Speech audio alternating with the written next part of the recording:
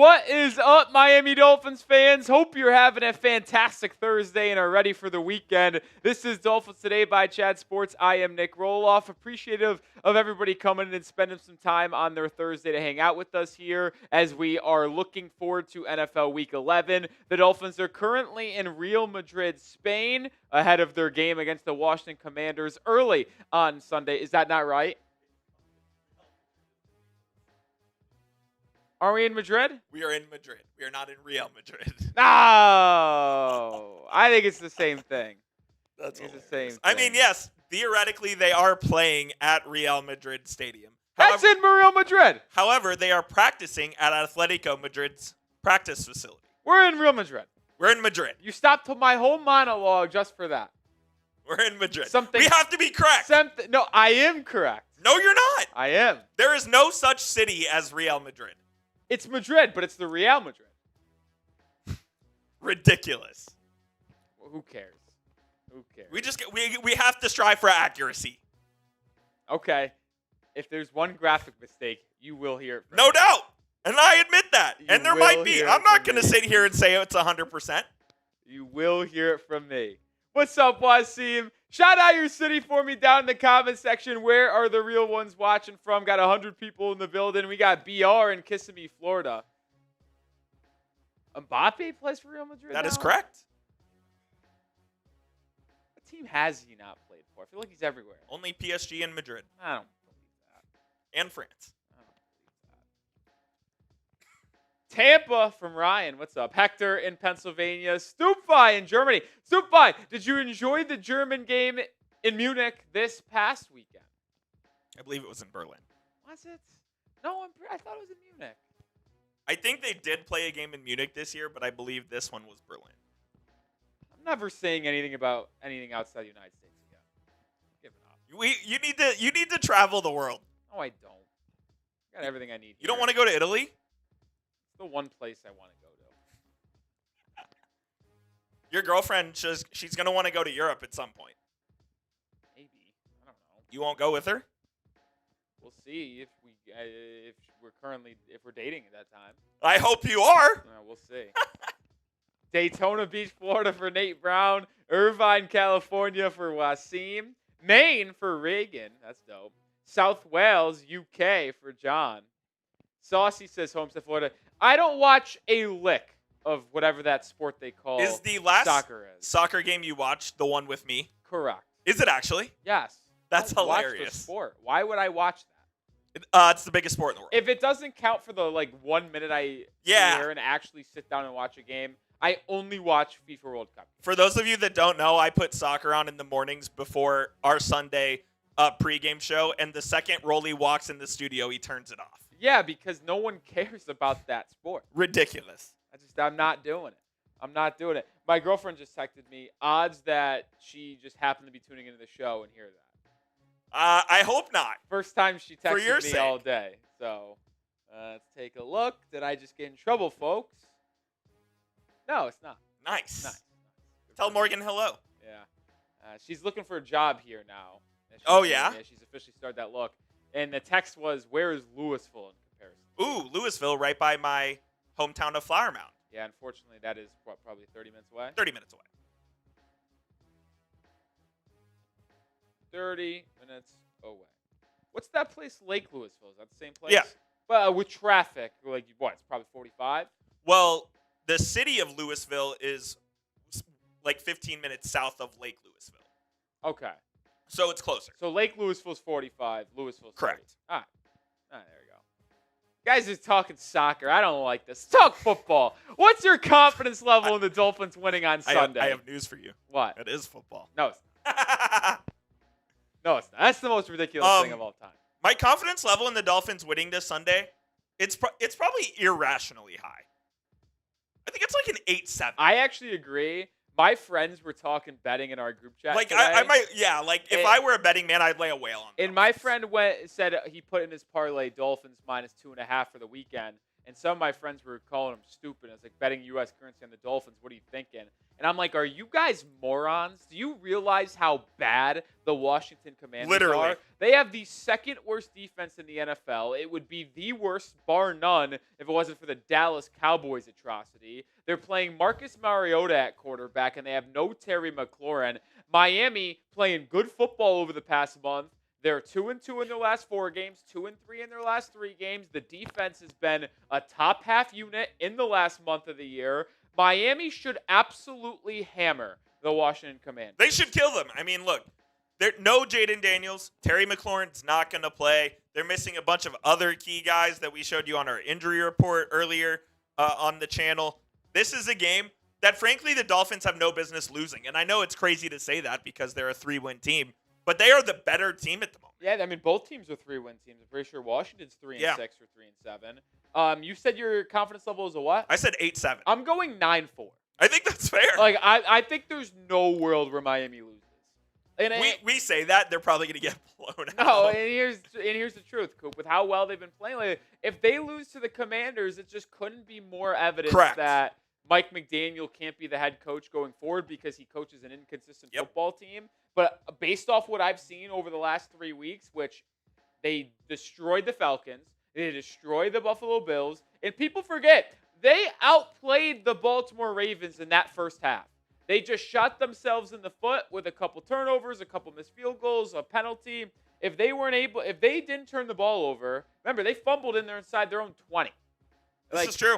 If they didn't shoot themselves in the foot against Baltimore, I think there's a very serious chance Miami wins that game. They did a great job in that first half. I think the Commanders are the inferior team here, and I think Miami gets a pretty easy win. I would absolutely agree. $2 super chat from Wasim Khan. Shout out to you, Wasim, for tuning into the building. Appreciate you. Next question on the show. Should the Dolphins keep Mike McDaniel past this season? Y for yes, N for no. I'll tell you what, this is our live poll, and I'm shocked that 51% of the live poll says yes. So it's almost a 50-50, but 1% leans keep him. I am a bit of a Mike McDaniel truther, I think. Interesting. I just really like how he calls an offense, and that's only part of the battle, but I do think a large part of the battle in the NFL as well is getting the guys to play for you. They clearly do play for him. Yeah. They clearly do. Now, if they go out there and lay a complete egg against a team that they should beat, that might change my tune a little bit, but if we sit here right now, I believe Mike McDaniel will be the coach next season. Yeah, but that's not the question. No, I know. Should he? Should. For the people in the chat that are saying we got to wait till the season plays out, but that's not what I'm asking. I'm asking if you had to make a decision right now, should the Dolphins keep him or not. I see Inferno saying yes, Arnold yes, Nate yes, Mike Nintendo Master in the building saying why not. Reagan says no. Mario says yes. Deidra says yes. Wasim Khan says no. Terry, no. Axie, no. Listen, here's the truth. I agree. You have to see how the rest of the season plays out at this point. I would, if I had a gun to my head, you have to either fire him or keep him. I'm without a second of hesitation firing Mike McDaniel. No hesitation. Without a second. I think I'm on the opposite end of the spectrum. It wouldn't take me a millisecond to answer fire. If you had to choose right now. If I had to choose. I would choose to fire him still. I won't be hoodwinked, led astray, run amok, bamboozled by a win against the Bills. It's a big win. First time it's happened since 2022. But, are we really going to save this man's job because he beat the worst version of the Buffalo Bills we've seen in the last 5 years? There's something about him that I just like. I don't know what it is. I like that he likes to talk shit. He doesn't like to talk shit. Just because he strolled up to the Bills bar in Miami doesn't make he's 3-7. If he did that after beating them and it was a massive matchup, the Bills were 6-2, Miami was 5-3 coming into the game, and then he did that after the fact, that'd be cold ice-blooded stuff. Dude, you stink. Are they 3-7 solely because of him? A large part of it. There's a large part of it. I also think there's a large part of why this team is still playing together, and that is because of him. And you could point to everything. Like everything is a good positive, everything's a bad No positive. doubt. I don't know. Oh man. Let's get the likes up to start today's show. We got about 75 people watching. Can we get to 40 likes? We get to 40 likes, we start today's show. We need 10 likes. So let's hit that thumbs up icon. Let's get to 40 likes, and then we'll get on with the show. We have a loaded show here where we're talking a lot about the future of this franchise here. We have an apology form that we have to fill out for Anthony Weaver. There are some Dolphins GM rumors that we got to talk about, some Dolphins coaching rumors, and as always, we like to do a Dolphins Q&A on Thursday's live show. So this is what's coming up. We just crossed 40 likes, so appreciate everyone for hitting that thumbs up icon. Almost at 50 likes. You guys brought it there. Appreciate y'all. So if you want to get into the mailbag, by the way, make sure you use hashtag Dolphins in your comment. I keep on seeing someone like Nate Brown is asking a question about Iafatu Malifonwu. A good one as well. It's a good question. Use hashtag Dolphins in that, Nate, in that same comment, and then we'll get that on the Q&A that we do at the end of the show. Or you guys can super chat, and that guarantees you a spot on the mailbag. So we got some time until we get there, but just looking ahead, if you want to get into the Q&A, hashtag Dolphins or super chat. There you go, Nate Brown. You'll get into the mailbag for sure. But you know what? We did cross 40 likes, so let's get into the first segment on today's show, which is I'm filling out an apology form for Anthony Weaver, and I think a lot of you guys also need to join me by filling out this form. So, Coop, let's get into the first segment on today's show.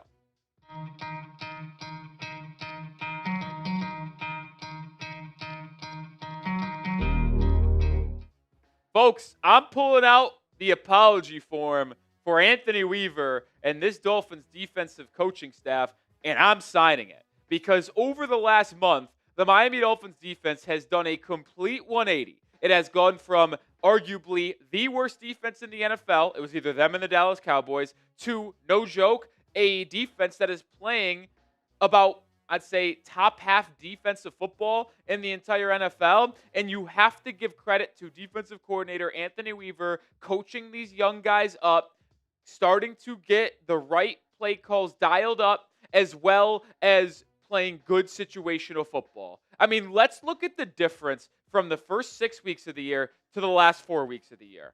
On the left, you see it. 29 points per game. 31st in EPA per play. 31st in EPA per dropback. And 30th in EPA per rush. They were the worst or second worst defense in the NFL. But over the last 4 weeks, which includes games against the Cleveland Browns, the Baltimore Ravens, the Atlanta Falcons, and the Buffalo Bills, Miami has the best run defense in the NFL. Are you kidding me? That is unfathomable. If you told me a month ago, heading into this stretch against Cleveland, Baltimore, Atlanta, and Buffalo, Miami would come out of that month by having the best run defense in that 4-week sample size, I would have told you you're off your rocker and I would like to know where your dealer is for those drugs. Instead, you are correct, because that's been the key to the defensive turnaround for the Miami Dolphins. The linebackers, Jordan Brooks and Tyrell Dodson, have been playing with their hair on fire, but the turnarounds from the rookies, Kenneth Grant and Jordan Phillips, have been sensational. I mean, look at the death murderer's row of running backs you played over the last 3 weeks. Bijan Robinson, Derrick Henry, and James Cook. And you held Bijan Robinson under 50 scrimmage yards, by the way. Came into that game against Miami averaging 150 scrimmage yards. He walked out of that game with only 48. Derrick Henry still ran for a $119, but he ripped off like a 40-yard run in the fourth quarter when the game was already put away. You take away that run, it's a measly 18 carries for 78 yards. Like, I'm not moved by Derrick Henry's performance because it all basically came on one garbage time run. And then you bottled up James Cook for 13 carries and 53 yards and even made him fumble as well. You took arguably 3 of the top 6, 7 running backs in football and made them look ordinary, when many around the league projected all 3 of them to go for at least 100 yards on the ground against you and probably rack up a couple scores as well. Anthony Weaver needs to get a lot of credit because he's increased the run blitzes. Miami has put a larger effort into stuffing the box, putting 8 guys in that box, and trusting the secondary of Jack Jones, Rasul Douglas, Juju Brents, Minka Fitzpatrick to not only help set the edge and contain the run, but also play man-to-man on the outside more than they were doing in the first month and a half of the season. And it's ultimately led to better production for this Dolphins defense. But you also can't understate the improvement from the rookie defensive linemen, and we'll look at those numbers coming up here in a second. But I told you, I pulled out and signed the apology form for Anthony Weaver for calling him a bad coach earlier on in the year. And listen, I didn't really do it that much. I think he is a good coach. I'll explain more here. But if you want to join me in signing that apology form, spam those memes. But the Dolphins have changed their tendencies. I talked about how they've been sending more people in the box, sending more people blitzing, not to just rush the passer, but to more or less commit more in the running game. Like if they believe the opponent is running the football, they are run blitzing. And it has paid dividends for Miami. They have the 4th highest blitz rate in the NFL, the 4th highest heavy box rate, and they've increased their man coverage. The first month of the year, the Dolphins had a top 5 zone rate in the NFL and a bottom 10 man coverage rate. Now it's completely flipped. They're 20th in terms of their zone defense rate against the pass and 13th, so top half in the NFL, in their man coverage rate. They are trusting their DBs to cover in man coverage more often, and it's actually worked. Rasul Douglas has been good. Jack Jones is improving. Minka Fitzpatrick moving from safety to more predominantly in the nickel has changed this Dolphins defense because he's been able to defend in the past, but also be closer to the line of scrimmage to make plays in the run game. It's been phenomenal to witness the change for this Dolphins defense. But I do think the most credit has to be given to the Dolphins rookie defensive linemen. I mean, I was super critical of Kenneth Grant and Jordan Phillips early in the year. But let's be honest and call a spade a spade. It was deserved that they got that type of, I guess, I don't know want to call it hate, but like me calling them out. Because when you look at them through the first 6 weeks of the year, they were putrid. They were. Kenneth Grant was a bottom 5 graded defensive lineman in the entire NFL on Pro Football Focus. But over the last 4 weeks, look at the improvement from the first round selection out of Michigan. And I know PFF grades aren't telling the whole story. The whole story will be told on the All-22 on the film. You pull out the All-22 on NFL Pro and you watch it, oh yeah, you can tell the difference from Kenneth Grant and Jordan Phillips. And Jordan Phillips specifically, although his grades aren't as high as Grant over the last 4 weeks on PFF, Phillips had the best game of his career this past Sunday against the Buffalo Bills. He was so dominant in the run game, and his ability to shed some of these blocks to make tackles on James Cook within the 3 yards of the line of scrimmage was just sensational. I think Miami really has a special good run defensive nose tackle and defensive lineman in Jordan Phillips, and you hope that him and Kenneth Grant continue to grow together the rest of the season and are ultimately building blocks for this Miami Dolphins defense. Anthony Weaver, actually speaking to the media on Thursday in Madrid, said that Benito Jones and Zach Sealer have been consistent throughout the season. But some of those young bucks, referring to Grant and Phillips, had to become more consistent in their technique and fundamentals, and said that they have been getting better every single week. They were phenomenal against the Bills and Falcons, 2 teams that have top half offensive lines. The Bills' offensive line coming into the Miami game was graded out as a top 5 unit in the entire NFL. They had one of the best rushing attacks in the National Football League. And Miami made them look mortal and made them all rely on the passing game. And Josh Allen and Kirk Cousins, respectively, couldn't get it done. You got to give credit to Anthony Weaver. You got to give credit to these rookie defensive linemen. And you got to give credit to Jordan Brooks. One of your captains, especially on the defensive side, has been the best linebacker in football over the last month. He is as serious as it gets. He is a no-nonsense type of guy. He is a fantastic leader, and he was a home run signing from Chris Grier. Give him credit a couple off seasons ago when he signed him from the Seattle Seahawks. We'll look at some of his numbers and more of his leadership tendencies in a second. But this episode is brought to you by Prize Picks. The weather is changing, but nothing ever changes in terms of feeling right, and you can cash in by being right on Prize Picks. Get $50 in lineups when you play your first $5 lineup. Just pick more or less than at least 2 player stats, and if you get your picks right, you could cash in. Prize Picks is the only app that offers stacks, meaning you could pick the same player up to 3 times in the same lineup. Want to go more than on Devon Achane receptions, fantasy score, and touchdowns? Well, now you can. All on Prize Picks. Buy entry for the game in Madrid this Sunday. More than Devon Achane receiving yards, less than Tua Tagovailoa passing attempts, and more than Marcus Mariota interceptions. I think Miami gets a takeaway. They had a couple of them against the Bills last Sunday. Download the Prize Picks app today and use code CLNS to get $50 in lineups after you play your first $5 lineup. That's code CLNS to get $50 in lineups after you play your first $5 lineup. Prize Picks. It's good to be right. We're really focusing here on the last 4 weeks of the NFL season, week 7 through 10, because that's when Miami's defense has turned it around and become a unit that looks like a top half defense in the NFL. And Jordan Brooks, over that same sample size, I think has been, if you take all the metrics, all the numbers, you watch the film, has been the best linebacker in all of football. He's the 13th highest graded linebacker in this month-long stretch. He is the 2nd highest graded linebacker in terms of his run defense. And just look at these 2 numbers here at the bottom of your screen. His missed tackle rate is only 4.9%. That's 8th best in the NFL over the last month. He has not missed many tackles. And his run stop rate is a absurd 13.8%. Only run stop rate that is higher than Jordan Brooks over the last month, Alex Singleton wore the Denver Broncos. He has been phenomenal this season. And it is what real leaders do. Real leaders not only speak and lead there, but also lead through actions and by example. People can go up to the media and talk about how we need to be better. I need to be better. We need to turn this around. They could say that all you want. But if your actions on the field and your actions off the field do not mirror those statements to the media, you stand no chance to actually make a difference. Jordan Brooks has not only done everything he said he was going to do in the media, on the field, and in the locker room, but he's also dominated the NFL over the last month. And apparently Miami took away their Papa shot in the locker room. Who was behind that?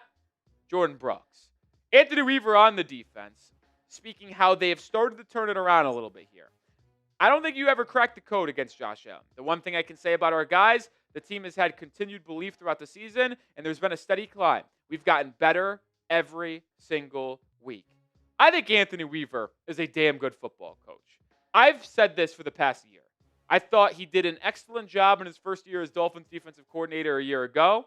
I thought that he was going to be someone that Miami would have been concerned about losing in the head coaching circle. I mean, he got multiple head coach interviews with the Chicago Bears this offseason, as well as the New Orleans Saints. He actually was a finalist for the Saints head coaching position. Remember, he was in the final 3. They ultimately went with Kellen Moore. And I came into this year saying, hey, if the Dolphins defense has a good season, he very well may be the next head coach for a different NFL team.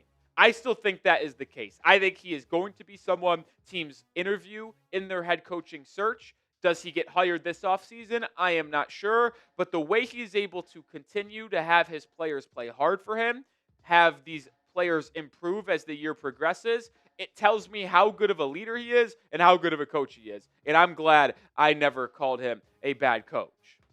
Make sure you are subscribed because whether it's news, rumors, or breakdowns like today's video, we have you covered every day with Dolphins content. We'll be live on Sunday morning for Commanders Miami as well. So make sure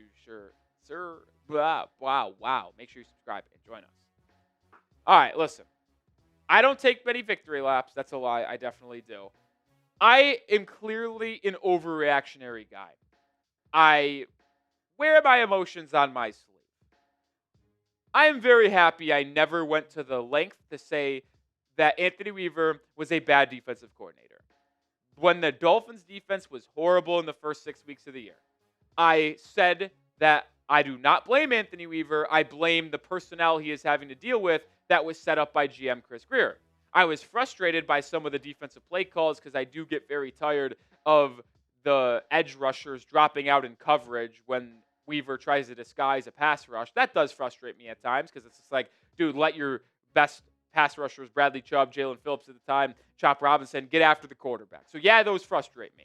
But the guy is a great leader. He's a great coach. And you've seen him be a good defensive play caller as well over the last year and a half for the most part. I still think he would be a good head coach. Would be a good head coach in Miami? I don't know. If Miami ultimately fired Mike McDaniel this offseason, I would have to imagine they interview Anthony Weaver for the head coach position.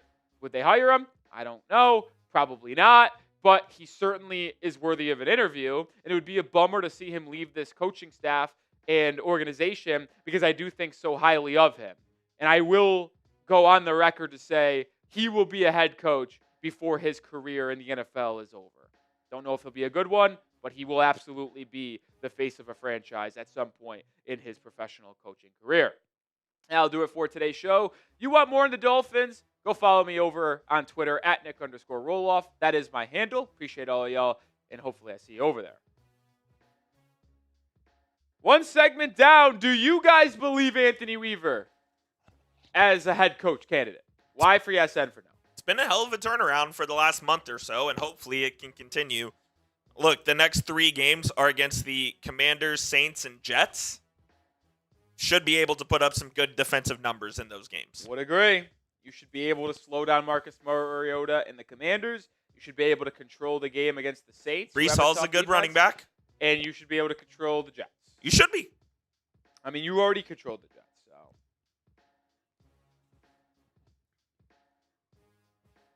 Garrett Wilson was just placed on IR, by the way.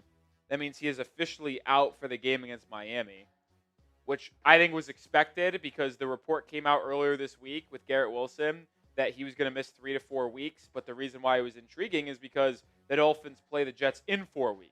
They play them in week 14. So he will miss that game. So it was like, well, if he's out 3 to 4 weeks, if it's the 3-week mark, well, then his first game back would be against Miami in week 14. But with him being placed on IR, that means Garrett Wilson will be out tonight in week 11, next week in week 12, week 13, and week 14. So the next time the Dolphins and Jets play in about a month, Garrett Wilson will not be on the football field for the Jets.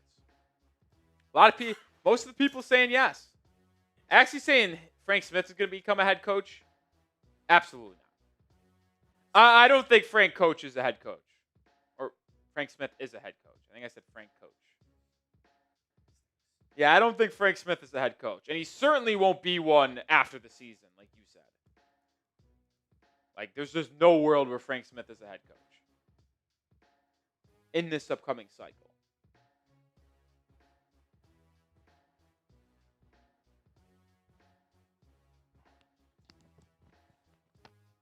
A lot of yeses, a lot of yeses. We're getting some good questions in here, I think. Coop, Tyson Bryant with a good question. I think this is a good question from Ryan. Tyson Bryant, just so you know, Achane and Reed were not teammates at A&M. Saucy with a good question. Nate Brown with a good question. So we already have 1, 2, 3, 4 good questions in there. Continue to get your questions in to potentially get on the Dolphins Q&A at the end of the show. We need some more. 2 more segments before the mailbag. Super Chat guarantees you respond in the mailbag.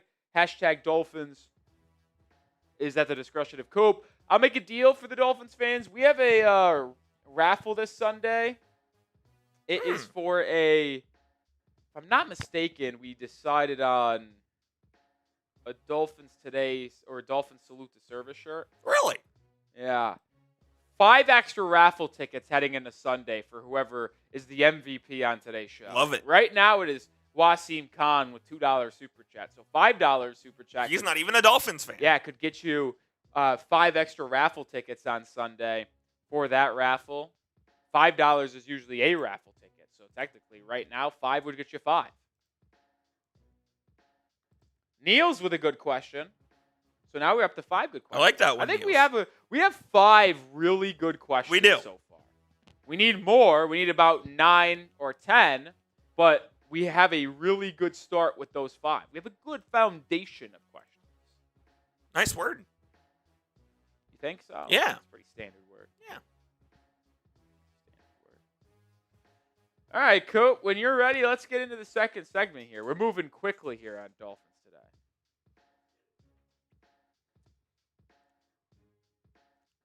Let's do it.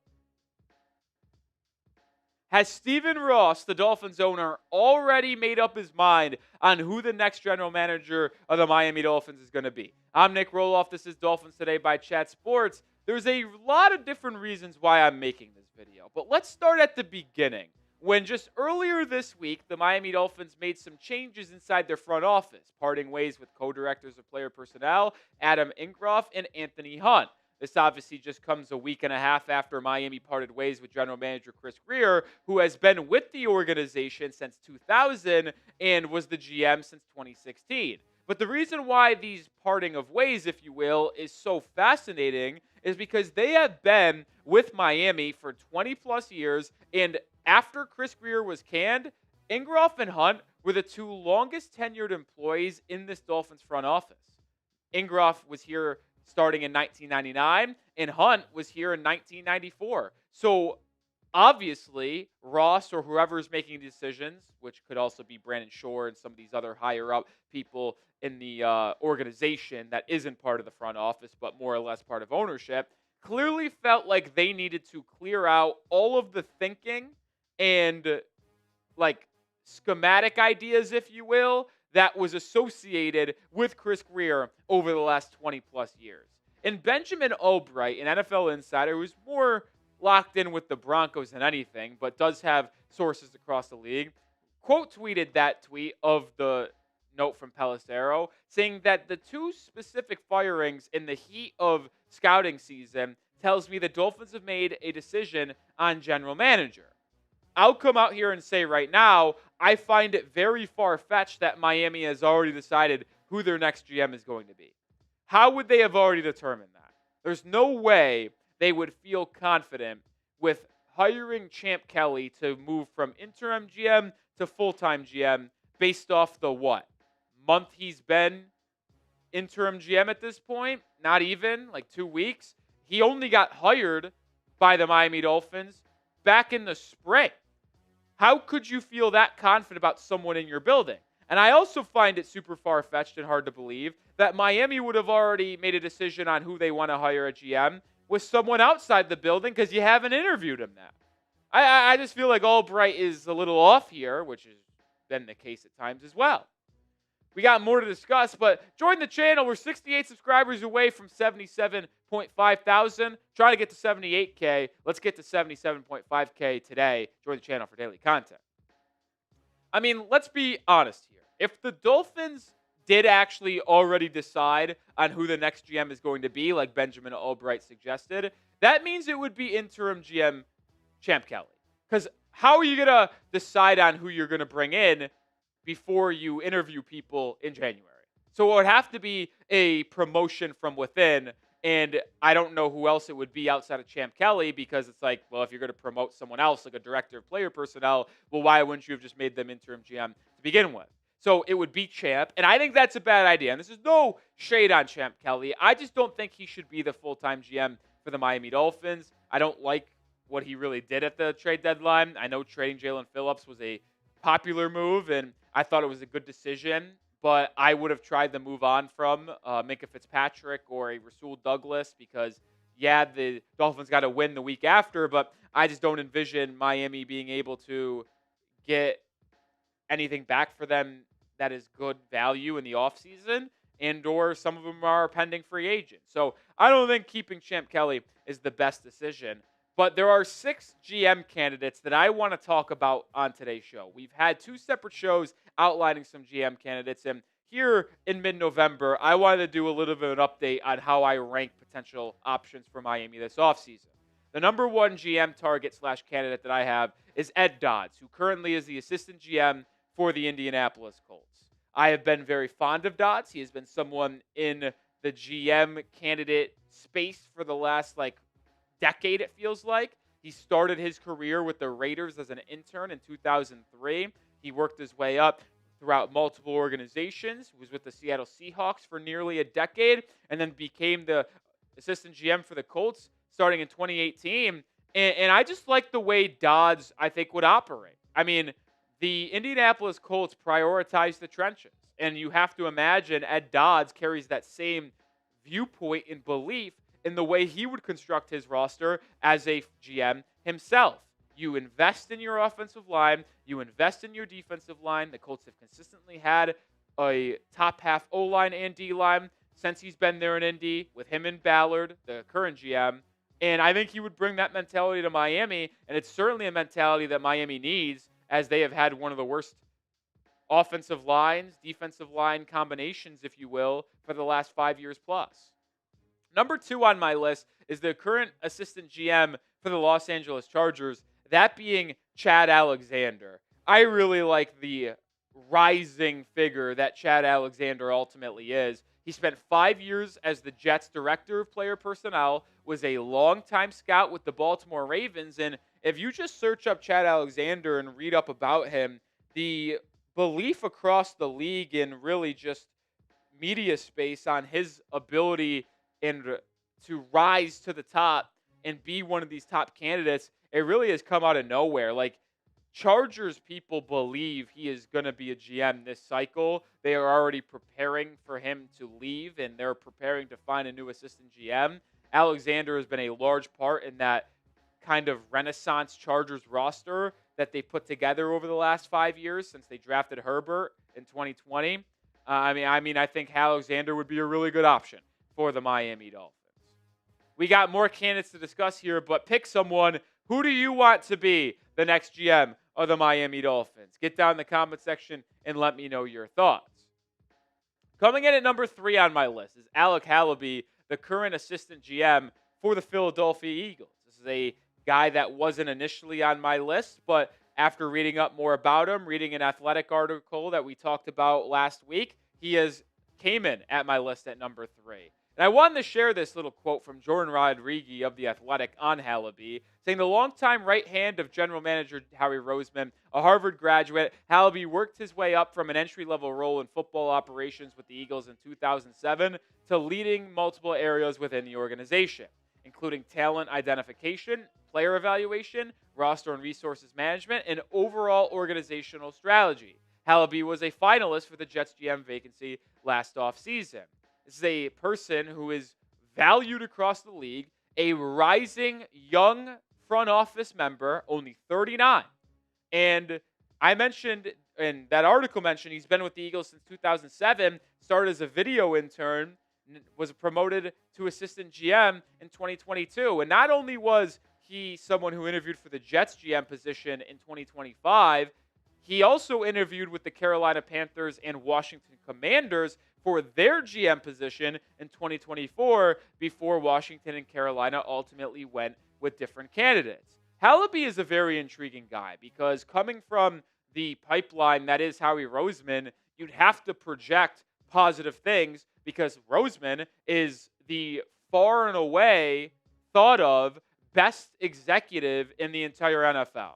I'm not saying Halaby would be able to be Howie Roseman light, but you imagine, and I said this with Ed Dodds a little bit earlier, the principles and beliefs of how you build an NFL roster and how you operate in the draft and in free agency and on the trade market would be similar. And that is something Miami would desperately need.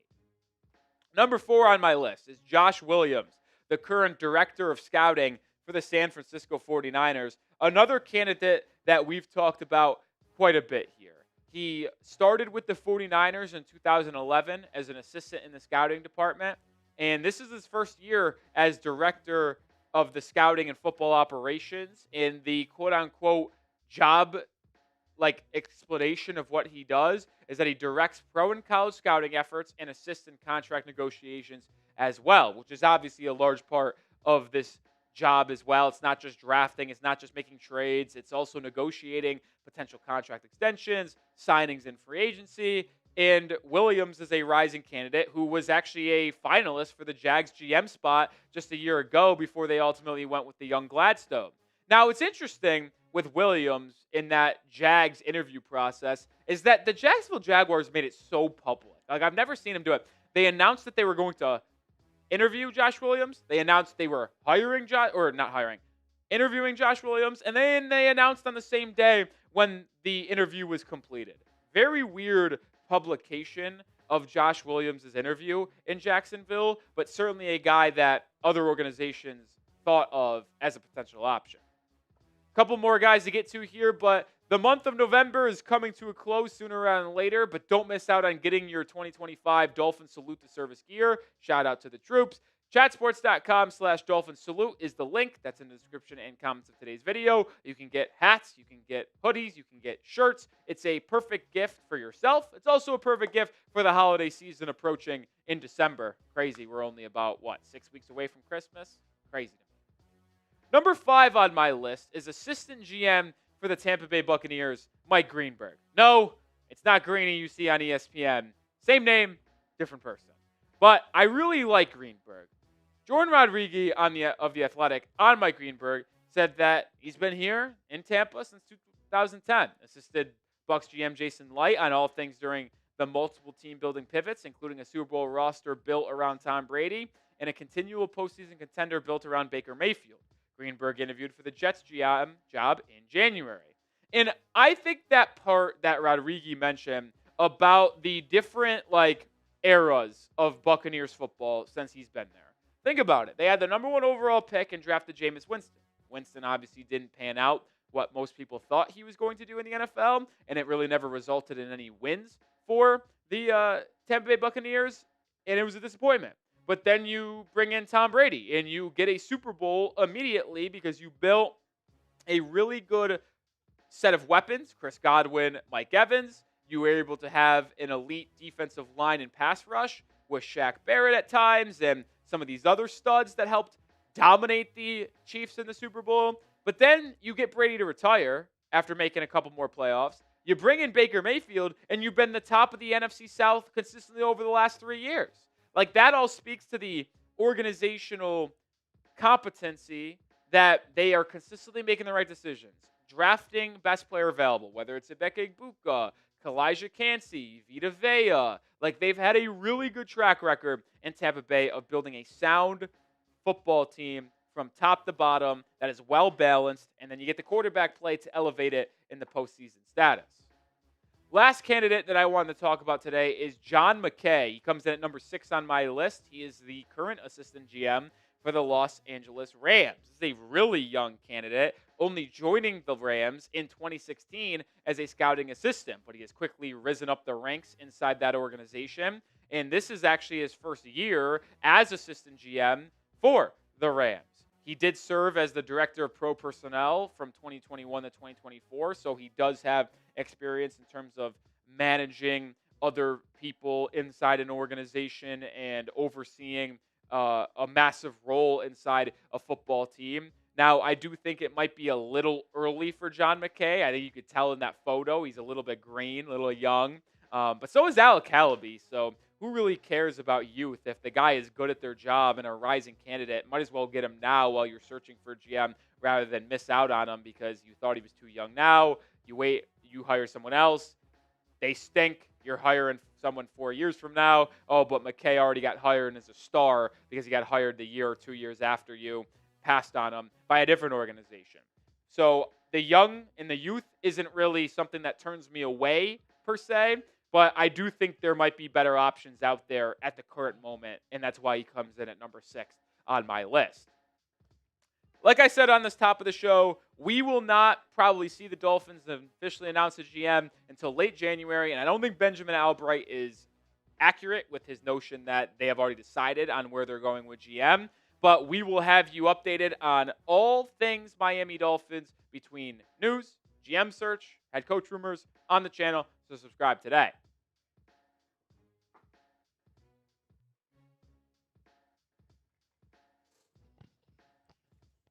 Couple of candidates we haven't talked about before. No, we've talked about all of them. Well, not in besides depth. John McKay. No, we've talked all about him on depth. Did we go in depth on Hallaby before? Yeah. Remember, we did our initial Chris Grier replacement. Oh, yeah. Which was Dodds, Alexander, Agnew, Cunningham, Josh Williams. Correct. And then we did our updated, from that Athletic article, and we did insights on Hallaby, Greenberg, Ryan Cowden from the Patriots, but I don't really view him as an option for Miami. Yeah, we definitely we talked all about those guys in depth on a previous video besides John McKay. We do so much content at the channel, you lose track. Yeah, that's why you gotta subscribe. It's hard to keep track of it sometimes.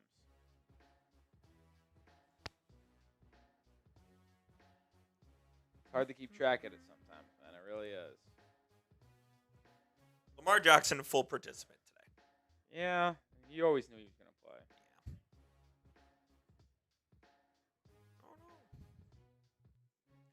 I mean, fans are so ridiculous in trades, Coop. We'll talk. I want to talk to you. I didn't mention this before we move forward. It has nothing to do with the NFL. So I put out those two trade ideas with the Mavericks on my social media and said, which one would you prefer, the Anthony Davis or the Gafford trade?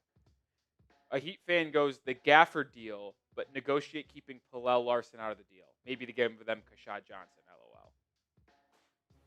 I mean, it's not Nico you're dealing with anymore. I mean, fans don't understand when it comes to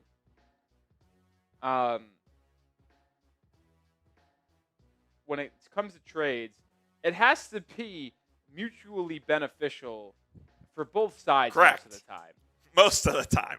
Why in God's green earth would the Mavericks want expiring salary and a bum for Daniel Gafford and Klay Thompson? Look, I would think the same thing until you've seen what I seen, man. I don't know. Ooh. James Gunn officially announced that. I guess maybe he didn't officially announce it, but the villain for the next Superman movie is Brainiac. Oh.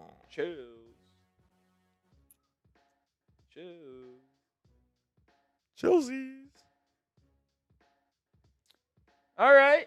Make sure you keep on getting your questions in. Hashtag Dolphins or Super Chat. Where are we on in questions, Coop?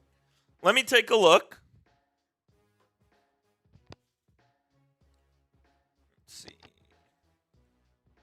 Oh, we've got a good amount. 1, 2, 3, 4, 5, 6, 7, 8, 9. I count 9.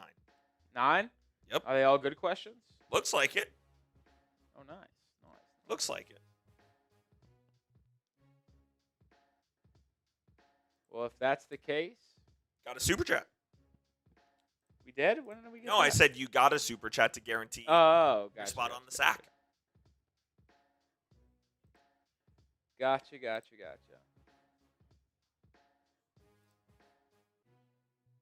And there he is, having the time of his life. There he is, having the time of his life. Real ball knowers know what we're doing. Oh, yeah. I actually always forget the sideline reporters. Sergio Dip. That's right. Could never forget. That is right.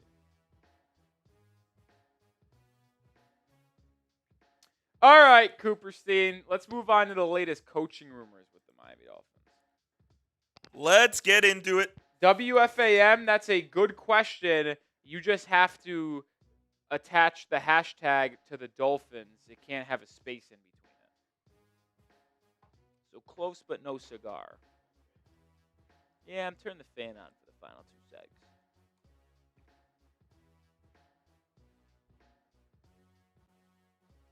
Hold on.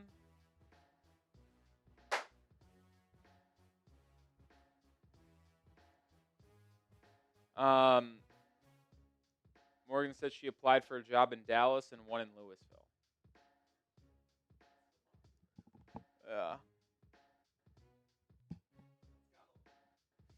Yeah, Louisville would be a tough one.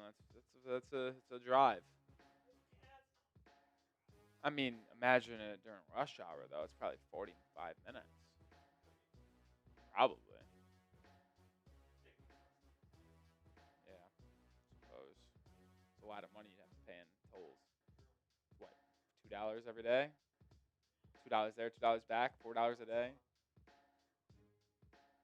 That's 4 times. Say you work. That's brutal, man. But if it saves you 10 minutes every day, it could also be worth it.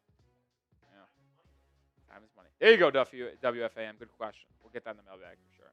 All right, Coop, let's move on to our next segment. We're talking about coaching rumors here.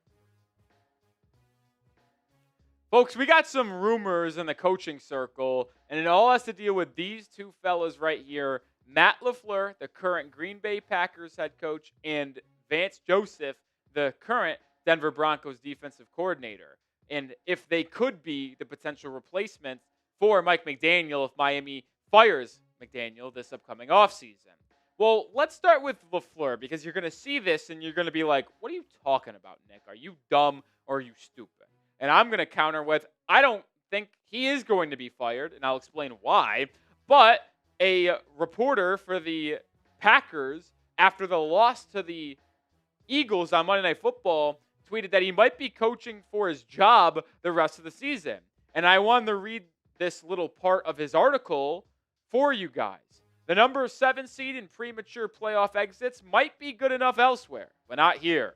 There are 8 regular season games left plus playoffs, and there's plenty of football for LaFleur to convince first-year team president Ed Policy that extending him is undoubtedly the right move. LaFleur has this season and next remaining on his contract, but Policy chose not to extend LaFleur before this season. Policy also doesn't want them in contract years, meaning a decision on their futures could very well come after this season. And that is a fascinating statement there that if the Packers decide not to extend LaFleur, they likely will just fire him this offseason and hire a new head coach on a multi-year contract. I do not think the Packers will fire Matt LaFleur because, in my opinion, I think he's one of the 10 best coaches in the National Football League. I understand that Green Bay hasn't gotten the job done since he became their head coach in 2019, and they've had some really good rosters, including a pair of MVP seasons under Aaron Rodgers, and then obviously the past couple of years with Jordan Love. But I just have a hard time imagining an organization firing a head coach that has had as much success as LaFleur has had in Green Bay. But if the Packers did the unthinkable and ultimately parted ways with LaFleur, I don't care if McDaniel runs the table and goes 10-7 this season. You absolutely fire Mike McDaniel and hire Matt LaFleur if you get the inkling that there is even a 50% chance Matt LaFleur would want to become the next head coach for the Miami Dolphins. Because he is a sensational offensive mind, I think better than Mike McDaniel, and he is a sensational head coach as well. More coming here on LaFleur, but if you want more Miami Dolphins posts and content like Reels, well, follow us over on Instagram. At Dolphins Today IG is our handle. Posting Reels there every day in between our YouTube content. I mentioned a little bit earlier that Matt LaFleur was hired as head coach in 2019 for the Green Bay Packers and has had, in my opinion, a ton of success. He's made the playoffs in every year but one, and that was in 2022. That would be 2022 when they went 8-9. But in his first 3 years as head coach, still Aaron Rodgers was there. They won 13 games in all 3 of those years and won the division in all 3 of those years. Now, you've had a couple shaky years here post Aaron Rodgers with Jordan Love and company where you've missed the playoffs. You've barely made the playoffs at 9-8, and then last year was third in the NFC North, really competitive division, and finished 11-6. This year, so far, the Packers are 5-3-1 and currently third in the NFC North behind the Lions and Bears, who are both 6-3. I do expect that to change. I don't think the Bears and Lions will stay ahead of the Packers for the entire season, but the Packers have been one of the largest disappointments in the NFL this season. I mean, myself, and many included, believed the Packers were going to win the entire NFC this year. I mean, you could find the video. I was asked of my Super Bowl prediction at the beginning of the year, and I said it was the Ravens over the Packers in the Super Bowl. And let's just call a spade a spade. The Packers have looked pretty bland this year. They have. So maybe there is a little bit of burnout with LaFleur in Green Bay. This is his 7th season, and they haven't really gotten over that finish line. They've been to the NFC Championship game, but couldn't get past Tom Brady and company, couldn't get past some others, and have come up short under LaFleur. And is he going to be blamed and ultimately fired? Who knows? But I would still hire him. What say you? Would you replace Mike McDaniel with Matt LaFleur if LaFleur got canned? Pin comment on today's show, type Y for yes, or type N for no. As I mentioned a little bit ago, there is not a world that we live in where I would rather have Mike McDaniel over Matt LaFleur. I think both are offensive geniuses, if you will. I think LaFleur is better, and his offense is more sustainable and less gimmicky, if you will, more north-south, get down, predicate on the run game. They want to run the football. They have a good offensive line. They have a top running back, and they set that up with the ability to have high-level play-action plays. Like, LaFleur's a good football coach, man. He just absolutely is. And you don't have the success he's had over the last 6-7 years without him being a good football coach and have consistent success they've had. Let's move over from Matt LaFleur now to Vance Joseph. Coming up in just 1 second. Is he a top candidate to potentially replace Mike McDaniel if Miami ultimately moved on after the season? This episode is brought to you by Prize Picks, though. You and I make decisions every day. The right to sit down on Prize Picks can get you paid, and with the weather changing, nothing changes like being right on Prize Picks. You can get $50 in lineups when you play your first $5. Keep the season rolling on Prize Picks. Just pick more or less and at least 2-player stats. If you get your picks right, you could cash in. How you play is up to you. You want flexibility? Choose the flex play where you can get paid even if one of your picks misses. And if you want the biggest payouts, go for the power play. No matter your play, Prize Picks are a great way to put your takes to the test. I have an entry in for this game on Sunday between Miami and Washington. More than Devon Achane receiving yards, more than Marcus Mariota interceptions, and less than Tua Tagovailoa 31 pass attempts. Download the Prize Picks app today and use code CLNS to get $50 in lineups after you play your first $5 lineup. That's code CLNS to get $50 in lineups after you play your first $5 lineup. Prize Picks. It's good to be right. The reason why we're talking about Vance Joseph as a potential option for Miami is because a recent article that Miami or ESPN put out about the latest rumors in the head coaching circle, it got a major bump because of the firing of Brian Daboll earlier this week. This isn't a Dolphins-related thing, just more of a league-wide thing. But ESPN's Jeremy Fowler and Dan Graziano said that the league is very impressed with what Broncos defensive coordinator Vance Joseph is doing in Denver. Remember, this is a weird situation for Joseph. He was the head coach in Denver for 2017 and 2018. Or is it 16, 17? Get my years confused. But he was ultimately let go. He goes and becomes the Arizona Cardinals defensive coordinator and then rejoins the Denver Broncos as defensive coordinator. Not often do you see a head coach of a team get fired and ultimately return to that organization as a coordinator. Very weird situation. But I think that also speaks to the character of Vance Joseph. He wasn't scared. He wasn't so prideful that he said, I would never go back to the Broncos because they fired me as head coach. That impresses me. That just tells me that he is all about what's good for his brand, right? And he cares about winning. And he viewed the Broncos at the time of being hired as the best spot for him to make a difference in the NFL. And he's only had one of the best defenses, if not the best defenses, over the past 3 or 4 seasons with the Denver Broncos. Like, I think his ability to put his pride to the side and go back to Denver speaks to the type of character Vance Joseph has. And in his 2 years with Denver, to be honest, like, it might have been a little bit of a quick hook here, folks, because he went 5-11 and 6-10 in his first 2 years. And yeah, those aren't groundbreaking elite seasons. I'm not trying to say that they were, but to be fired after only being a head coach for 2 years, to me, you have to be absolutely atrocious. And you have to have a dysfunctional organization. I don't really remember Denver being dysfunctional in this time period. And taking over a roster that was pretty bad and dealing with Drew Lock at quarterback, it could have been a lot worse than 5-11 and 6-10, in my opinion. And the defenses in Denver were always still good in that time period. Remember, this is a player or a guy who was with the Miami Dolphins in the past. He was a coordinator defensively for Miami in 2016. So he has familiarity with the Miami Dolphins system, Stephen Ross. Obviously not it would be a different GM making the decisions, but he's been in Miami before as a defensive coordinator. So would he want to return to be the head coach? That's very, very possible. More coming here, but all the latest coaching rumors on the Miami Dolphins will be found at this channel. We'll have you updated in the offseason, and if the Dolphins keep McDaniel, fire McDaniel, hire someone else, we'll have you updated and be live on the channel for it all. Subscribe and turn on notifications. But we talked about a Benjamin Albright kind of idea about the Dolphins already deciding on a GM earlier in this week. Well, I wanted to go back to him again here as an insider with the Denver Broncos. Said that he believes that Vance Joseph is going to be significantly better in his second go-around as head coach, and he cited the ability to pick his own coaching staff because he wasn't allowed to do that in Denver the first time, and he will probably get a larger input on players that he's always specialized in. Like, let's be honest here.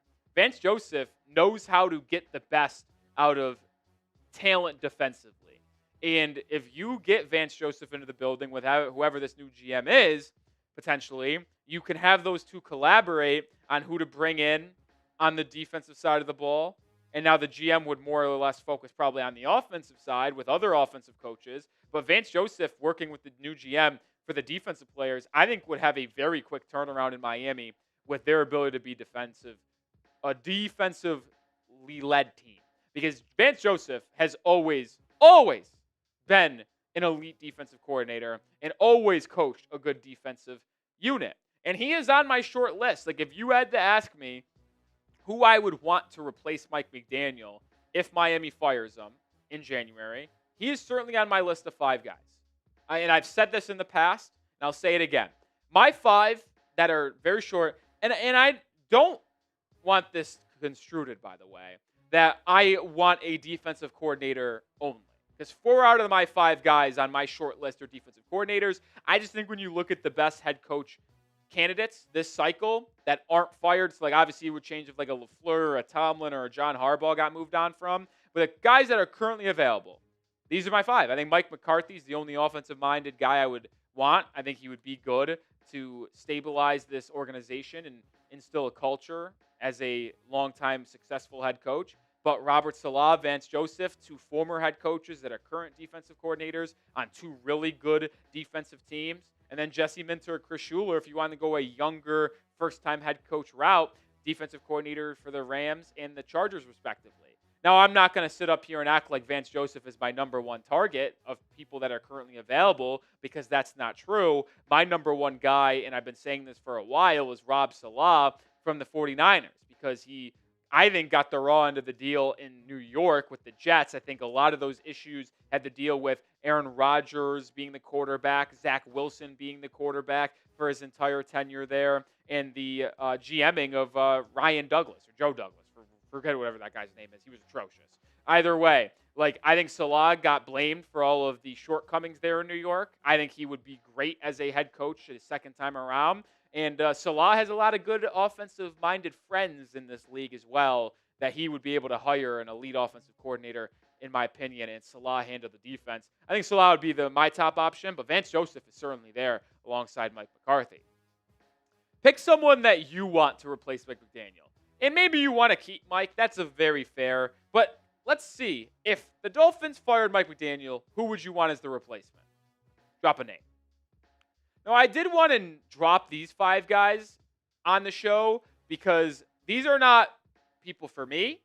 These are lists on ESPN. So ESPN had that article highlighting Vance Joseph, but they also highlighted 5 other names that I wanted to share for you guys. Jeff Hafley, the Green Bay Packers defensive coordinator. Steve Spagnuolo, the current defensive coordinator for the Chiefs. Joe Brady, offensive coordinator for the Bills. Arthur Smith, former head coach in the NFL, OC of the Steelers. And then Marcus Freeman, the Notre Dame head coach. I would be all in on Marcus Freeman to be the next head coach for the Dolphins. I think he would easily make that jump. He's a great leader. I think he's a great strategist.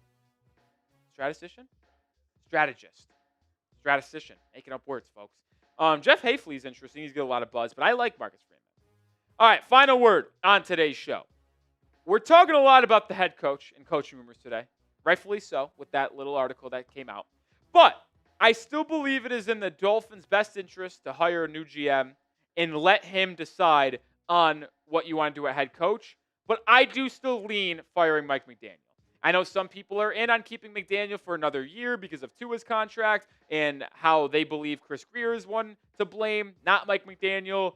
I just think when you hire a GM and you keep the current head coach, unless it's like an elite proven head coach, which Mike McDaniel is not, it creates a sloppy like kind of rhythm. And we saw that with the Titans, where you hire a head coach, keep the same GM, fire the GM, keep the head coach. Oh, fire the head coach, keep the GM, hire a new head coach. Oh, now we're firing the GM. Like, you don't want them to be on the different page. You want everybody to be on the same page. So hiring a GM and letting him hire a new head coach this offseason, I still think is the best way to kind of fast track this rebuild if you want it to go quicker sooner rather than later. That'll do it for today's show. We asked you to follow us on Instagram. Make sure you follow me over on Twitter as well. At Nic_Rohloff is my handle. Jalen Brunson out tomorrow. Yeah, I see that. Big for the Miami Heat. I don't know. I think we're better against teams that have their full players. Really? Yeah. Mavs are the same way, but we're also dog this year anyways. Mailbag coming up next. Final chance to get your question in. #Dolphins or Super Chat. Reminder, the MVP of today's show, 5 free raffle, not 5 free, but you get 5 raffle tickets for Sunday's raffle. Get involved.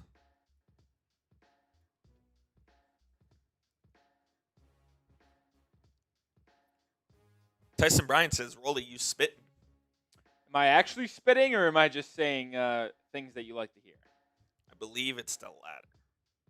I'll take it. I'll take it.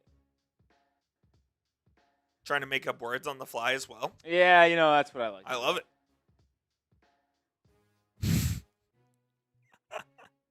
What are you laughing about? Sintel put out a good tweet. Oh, yeah? About Nico. I think I'm all over the Patriots minus 12.5 tonight. Yeah, I mean, the Jets suck. It's a big spread, but you want me to believe the Jets' offense is going to be able to score 2 touchdowns? And even if they score 2 touchdowns, they still might not cover. The Jets blow, man. I mean, the Patriots' run defense is a top 5 unit in the NFL. Are the Jets going to be able to run the ball against the Patriots? And then how are they going to throw the ball? They don't have Garrett Wilson. Literally. And the Patriots have beat up on bad teams this year. They just destroyed the Titans. They destroyed the Browns. They did have a close game with the Falcons, but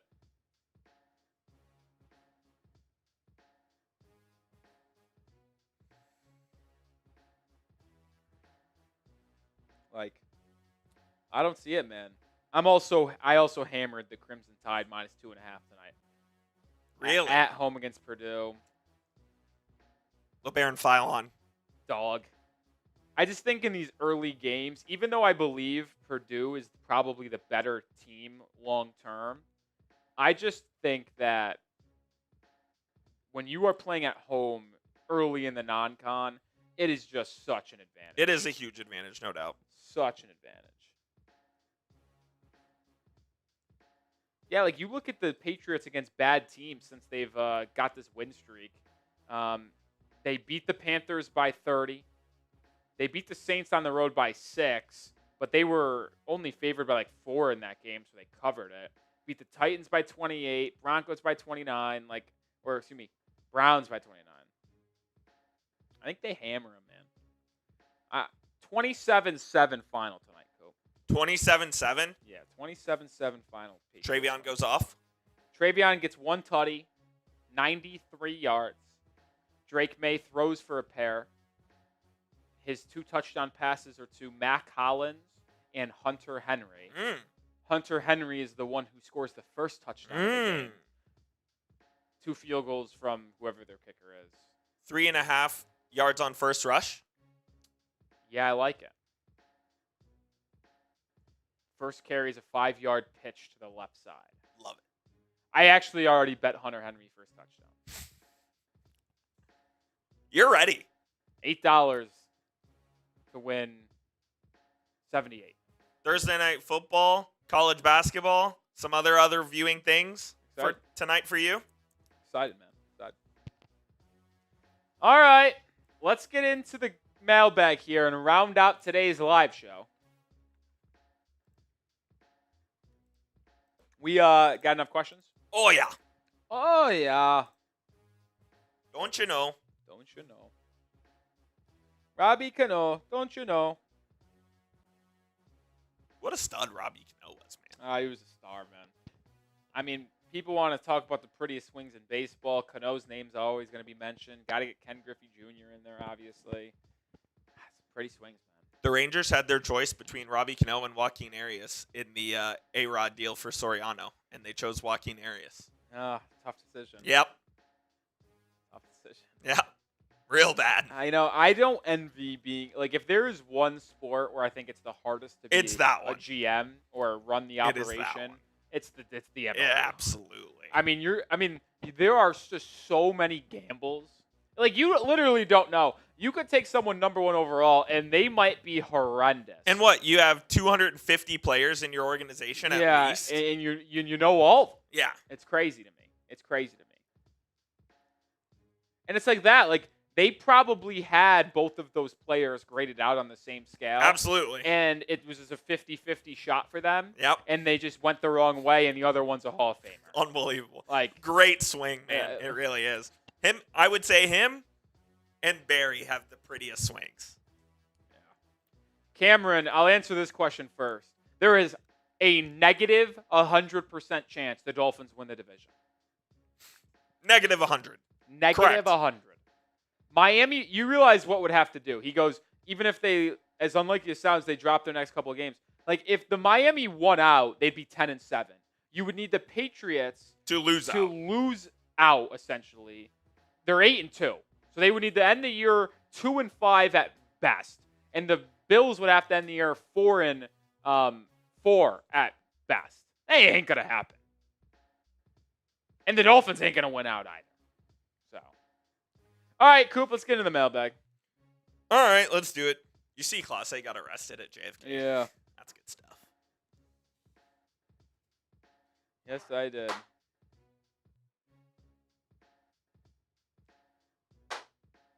All right, just start the show, Coop. I'm ready, man. Dolphins take on the Commanders early tomorrow morning in Madrid. And on today's show, we're going to answer the latest questions before this Week 11 matchup. We're going to start off with our good old friend Nate Brown on our Thursday live show. Do you think Ifeatu Melifonwu could get better over time for us after the interception he had against Mr. Wash, Josh Allen? Josh Allen certainly is not washed. It was a good play. The Dolphins are certainly playing much better defensively. They've been a top half defense in the NFL from Week 7 on after being the worst defense from Weeks 1 through 6. Melifonwu has improved. I think it has been large in part because Miami has been able to really rotate their secondary members, playing Minkah Fitzpatrick in the nickel. Melifonwu certainly has been getting better. I can't say with confidence that I would want Ifeatu Melifonwu back next year. Remember, Miami signed him to a 1-year, $2.5 million deal this offseason in free agency. Did that with Ashton Davis. Maybe Miami brings him back on a 1-year deal. I wouldn't hold my breath, and I wouldn't be pounding the table for it because he hasn't been good enough to this point. Could he get better the rest of the year? Absolutely. I'm not putting it past him. I just don't think it's very likely because I've seen more bad than good early this season for Melifonwu. I mentioned it. Make sure you subscribe. We'll be live for Dolphins Commanders, the Madrid game here tomorrow morning. We'll be live at 8:30 Eastern Time. Yeah, it's early. 7:30 Central Time for Week 11. This is our thumbnail, so if you see it, it means we're live. Click on it and join us tomorrow. Saucy with a question. Do you think the Dolphins should trade down in the draft and build draft capital? I mean, I get this question so often, and I answer it the same way every time. You just can't project these things, man. You can't do it. You have so many different things that have to occur for you to ultimately trade down in the draft. You have to find out where you're picking, because if you're picking number 1, why would you trade out? Take the best player, which is likely a quarterback. But if you're picking 4, what if one of your top quarterbacks on the board in Simpson or Mendoza slides to you there? No, I can't tell you you must trade down and answer that now. And there's just so many moving parts here. Is it a good idea to build up your draft capital by trading down when you need to add so many things to the roster? Yeah, it's a good idea. But there's just so many moving parts. You got to know where you are in the draft. You got to know what prospects are on the board when you are picking. And you got to know and have a team looking to trade up. And it has to be a trade up that makes sense for you so you don't move too far back in the draft and you get enough draft assets for what pick you are moving back from. I mean, there's just way too many moving parts to answer that in absolute of yes, they need to trade back. We could have a larger conversation on it when the season concludes and we're talking about the draft in March and early April. But in November, you can't say that you have to move back because you don't know what is happening from now until that point. Tyson Bryant with a question. Would you be down for Marcel Reed, next quarterback? Believe in him and HN were teammates. That is not correct. They were not teammates at Texas A&M. Triple option between him and HN and Ollie Gordon would be deadly. Now, I don't disagree with the notion that a triple option between Marcel Reed, Devon HN, and Ollie Gordon would be elite. Now, Marcel Reed is not eligible to come out of the draft this season. He is. He's not getting any NFL draft buzz, so I don't think Marcel Reed will come out of the draft, but he has certainly been playing high-level football for Texas A&M. He's as athletic as it gets. He's got good arm talent. I don't think he's a guy that will come out of the draft. I mean, Coop, you can agree with me here. He is certainly going to go back another year and try to hone in on his craft and develop. Listen, I don't want to get stereotypical here, but maybe you could see like a Jaden Daniels level rise because Daniels transferred from Arizona State to LSU, had a good but not great first season for LSU, and then the next year absolutely popped off, won the Heisman. Could that be something Marcel Reed does? Absolutely. He's in the top 5 of the Heisman conversation right now. So if he returns to Aggie land next year and balls out and wins the Heisman, he could absolutely be going in the top 3 or 5. So this year, Marcel Reed, no, but absolutely intrigued with him. If you wait to draft a quarterback in 2027, he could absolutely be a riser. Similar body structure to Jane Daniels, too. Tall, skinny, lengthy, super athletic, good runner of the football. I think there is a lot of similarities there. Certainly not as accurate and as good as a thrower as Jane Daniels is, at least at this point in his career. Dolphins Commanders tomorrow. I think the Dolphins hammer Commanders. You're asking me questions. I'm asking you one right now. Confidence level in Miami getting a win in Madrid against Washington on Sunday. I'm going 9.4. Let me know yours.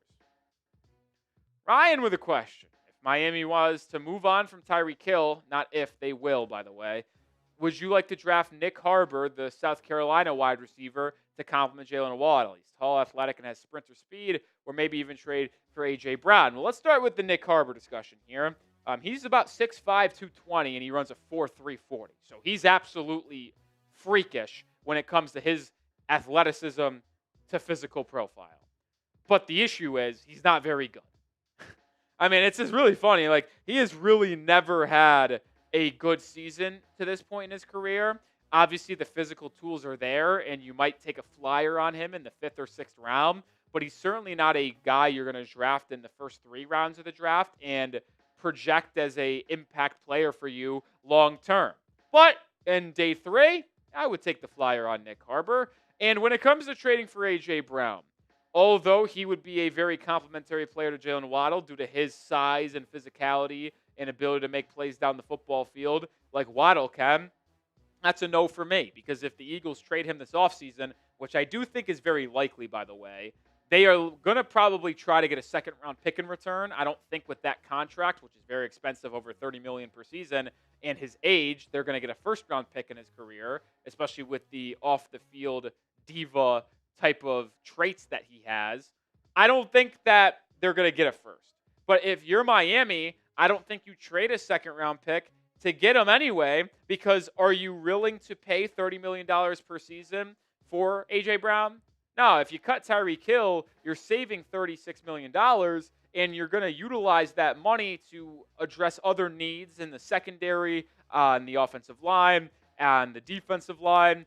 I don't think you should move on from a $30 million wide receiver to add another. Doesn't make a lot of sense to me. Moving on here in a second, but this episode is brought to you by Prize Picks. The hard-hitting football action is even better on Prize Picks, and the weather is changing, but the feeling of being right never gets old. So keep the season rolling on Prize Picks by getting $50 instantly in lineups when you play your first $5. Which players are going off? Which ones are overhyped? Make your picks in less than 60 seconds and turn your takes into cash all season long on Prize Picks. They put their users first. All withdrawals are fast, safe, and secure. Prize Picks offers Venmo, Apple Pay, MasterCard, and more for quick and easy deposits into your account this football season. I have an entry for tomorrow morning's game. More than Devon Achane receiving yards, more than Marcus Mariota interceptions, and less than Tua Tagovailoa pass attempts. Download the Prize Picks app today and use code CLNS to get $50 in lineups after you play your first $5 lineup. That's code CLNS to get $50 in lineups after you play your first $5 lineup. Prize Picks. It's good to be right. WFAM. Dolphins, should they draft Lenora Sellers if no Fernando Mendoza? Once again, certainly depends on where Miami is drafting. If they are picking inside the top 5 and Mendoza goes number 1 overall and Sellers is there at 5, probably going to pass. I like Sellers a lot. I've said that he's my 3rd quarterback on the board, but that means number 3 means there's someone's higher.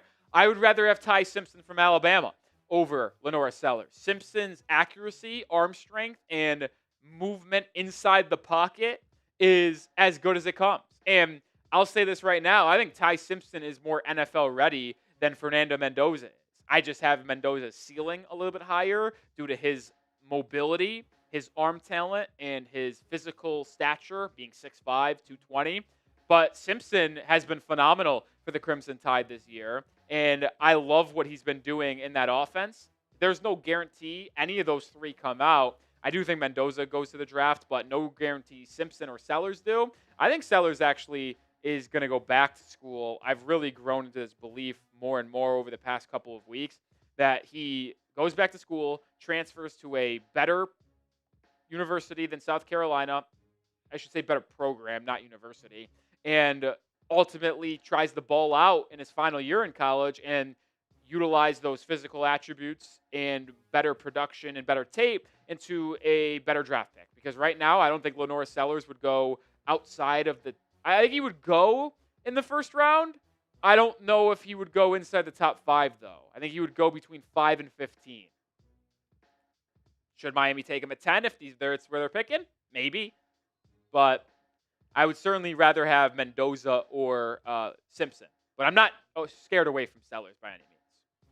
Hit that sub button if you missed out on our mailbag opportunity. Well, make sure you subscribe because we're live on Mondays, we're live on Thursdays, and we're live on game days. And we do Q&As from time to time on those Mondays and Thursday live shows. So subscribe and join us. Also turn on notifications so you don't miss it. Neil's with a question. What do you think about re-signing Kader Kohu after the season when he recovers from his knee injury? I think I would be all in on Kader Kohu being re-signed. I really like that idea, actually. And I kind of talked about it earlier in the week when highlighting Juju Brents' strong performance against the Buffalo Bills. But if Brents continues to play well the rest of the year, I would like to bring him back on a 1-year deal. I would also be fine extending Jack Jones right now on a 1-year deal and making him locked up going into the offseason and have him return. Because, if you ultimately brought back Kader Kohu, who is a very above-average nickel corner, one of the best in the NFL, actually, and you brought back Juju Brents, you brought back Jack Jones, your corner unit next year would then hypothetically be Kader Kohu, Juju Brents, Jack Jones, and Jason Marshall Jr., the 5th-round rookie. And then you go out and sign, draft, or trade for a corner that could be your CB1. So you have that CB1 you add in the offseason, whether it's draft free agency or trade market. And then you have Juju Brents, Jack Jones as your CB2, 3. Kader Kohu as your nickel specialist. And then Jason Marshall Jr. as cornerback 4. I think it's a pretty solid cornerback unit. I really do. I think it's a average at best unit or average at least unit after what we've seen so far this season from what Miami's had. So, yeah, I would be all in on bringing Kader Kohu back in the offseason. And it's going to be a cheap deal as well because he's coming off ACL injury and he was not being paid that much prior. So I don't think the contract's going to be that high.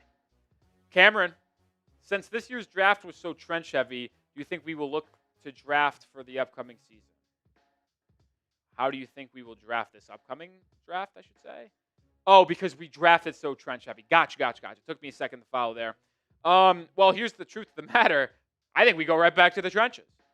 Let's just be real here. Kenneth Grant and Jordan Phillips have played a lot better over the last month of the season. And I'm not saying Miami's going to go out and draft interior of defensive linemen again, but should they draft edge rushers and offensive linemen?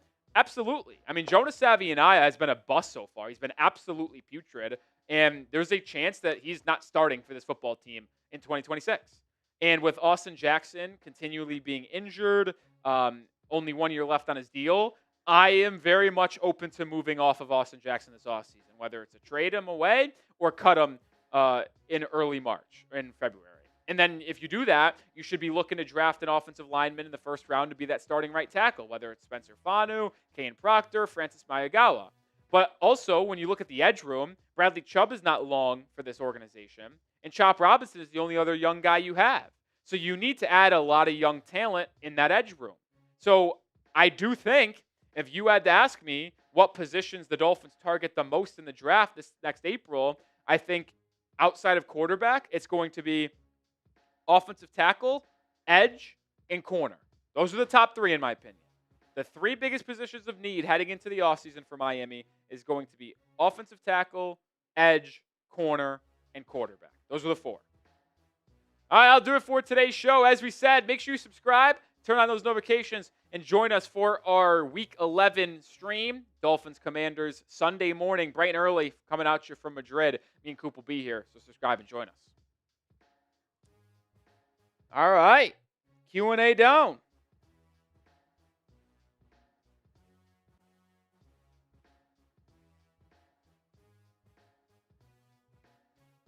Q&A down.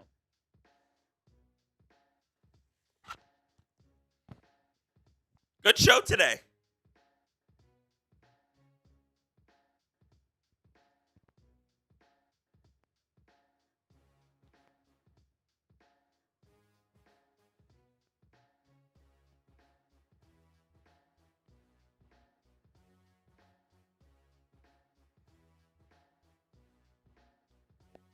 David Ferguson's they're scoring high after a win against Bills, so 10. My confidence level is very high in this win. Yeah, my confidence level is pretty high too, to be honest. It should be. I mean, you should. Like, you're the better team. Go out and prove it. You're the better team. You got the better quarterback in the game. You got the better defense. I don't think you have the better head coach. I'd rather have Dan Quinn probably, but point remains. Yeah. But DQ in year 2, struggling a little bit. I know they're dealing with injuries.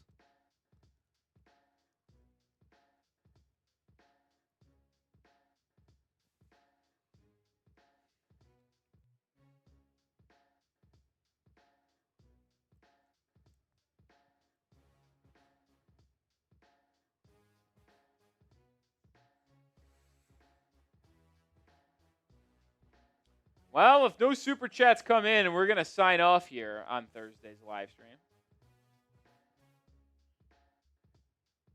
It's the weekend. Ladies and gentlemen, well, not for me, but I don't really have a weekend this year. Oh, true. I'm off Saturday, but I work tomorrow, so no weekend for me. No consecutive off days.